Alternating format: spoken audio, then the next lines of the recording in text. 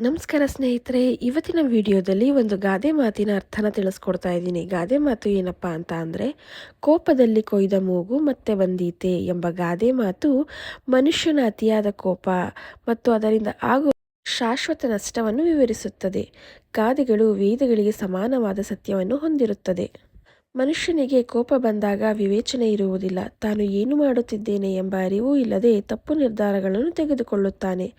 ಕೋಪದ ಕೈಗೆ ಬುದ್ಧಿ ಕೊಟ್ಟು ತನ್ನದೇ ಮೂಗನ್ನು ಕೊಯ್ದುಕೊಂಡರೆ, ಕೋಪ ಶಾಂತವಾದ ಮೇಲೆ ಆ ಮೂಗು ಮತ್ತೆ ಮರಳಿ ಬರಲು ಸಾಧ್ಯವಿಲ್ಲ. ಅಂದರೆ ಆತುರದಲ್ಲಿ ಮಾಡಿದ ತಪ್ಪಿನಿಂದ ಉಂಟಾದ ನಷ್ಟ ಅಥವಾ ಅವಮಾನವನ್ನು ಎಂದಿಗೂ ಸರಿಪಡಿಸಿಕೊಳ್ಳಲು ಸಾಧ್ಯವಿಲ್ಲ.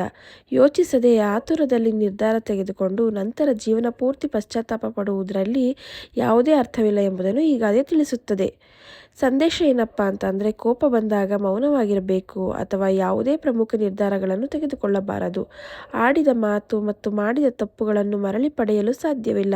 ಆದ್ದರಿಂದ ಸಮಾಧಾನದಿಂದ ಯೋಚಿಸಿ ಮುನ್ನಡೆಯಬೇಕು. ಇವತ್ತಿನ ಈ ಗಾದೆ ಮಾತಿನ ಅರ್ಥ ನಿಮ್ಮೆಲ್ಲರಿಗೂ ಇಷ್ಟ ಆಗಿದ್ರೆ ವಿಡಿಯೋಗೆ ಒಂದು ಲೈಕ್ ಮಾಡಿ, ಫ್ಯಾಮಿಲಿ ಫ್ರೆಂಡ್ಸ್ಗೆ ವಿಡಿಯೋನ ಶೇರ್ ಮಾಡಿ. ಇದೇ ರೀತಿ ಗಾದೆಗಳ ಅರ್ಥಗಳು, ಸಾಮಾನ್ಯ ಜ್ಞಾನ ಪ್ರಶ್ನೆಗಳು, ಒಗಟುಗಳಿಗಾಗಿ ನನ್ನ ಚಾನಲ್ನ ಸಬ್ಸ್ಕ್ರೈಬ್ ಮಾಡ್ಕೊಂಡು ನೋಡಿ.